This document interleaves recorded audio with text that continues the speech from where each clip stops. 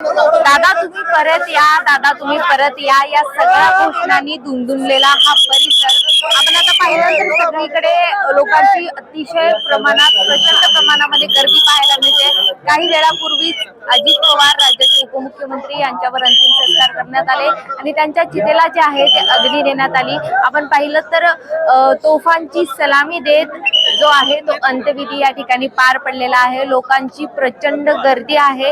हा सगळा जो परिसर आहे विद्या प्रतिष्ठानचा तो लोकांच्या गर्दीने भरलेला आहे। पोलीस प्रशासन सध्या सज्ज आहेत। लोक इतकी प्रचंड प्रमाणामध्ये गर्दी फक्त आणि फक्त दादांना एक झलक पाहण्यासाठी म्हणजे राज्याच्या कानाकोपऱ्यातून लोक या ठिकाणी आलेली आहेत। आपण जर पाहिलं तर शेवटच्या टोकापर्यंत लोकांची गर्दी आपल्याला पाहायला मिळते।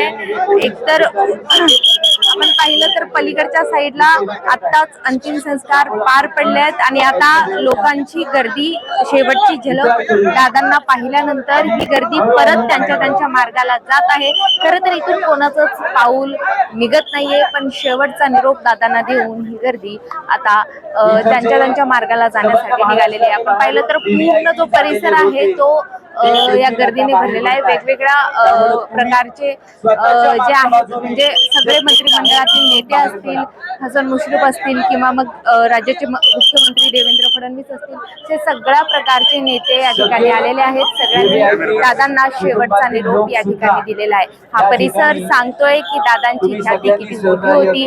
दादा तुम्ही परत या, दादा तुम्ही परत या, या सगळ्या घोषणांनी हा परिसर दुमदुमलाय। व्हिडिओ जर्नलिस्ट अनिल गजलेसह मी प्रिया मोरे, LS मराठी, पुणे।